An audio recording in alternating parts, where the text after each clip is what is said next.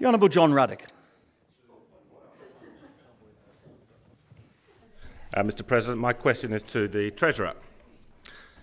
Mr Treasurer, in light of the dangerously high levels of New South Wales debt, does the government have the courage for sweeping spending cuts in the budget and an across-the-board deregulation program to unleash the private sector and to start retiring this debt? The Treasurer has the call. Well, thank you for the question.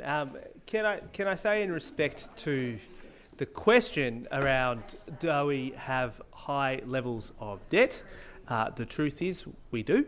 It is in part due to the fact that my predecessor spent $27 billion in the course of 9 months at the cost of $25 million per year, which is seeing our gross debt go up to $187 billion. The question about whether in response, for want of a better term, are we going to implement the platform of the Liberal Democratic Party? We're not. We're not going to implement that platform. But look, you know, all ideas are welcome, right? Like, and we accept all ideas.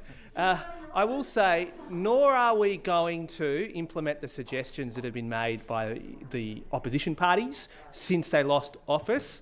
The opposition party has asked us, the opposition party, despite having left 1,100 nurses without funding for their jobs from July next year, have committed to the Commonwealth Games. They have committed to running 2 first home buyer schemes. They have committed to complete... Equally, they have committed to basically everything the National Party ever dreams of has been committed to in their alternative platform. And they haven't even introduced the budget yet, so they haven't even given their budget reply. So we won't be taking the Liberal Democrat platform, we won't be taking the opposition platform. What we will be doing on our side of the House is methodically working through the complex issues that we have inherited so we can repair the budget, so we can rebuild there is too much noise in the chamber. We are determined to Your Honourable work Damien through Tudor Hope the is called to order for the first time. issues that we have inherited so we can rebuild essential services and, can I say, also rebuild disaster-stricken communities in this state as well. That's what you'll see from us when we hand down our budget in a few weeks' time. We have been working through pretty comprehensively and, dare I say, made ourselves quite unpopular in the government as we've gone through this.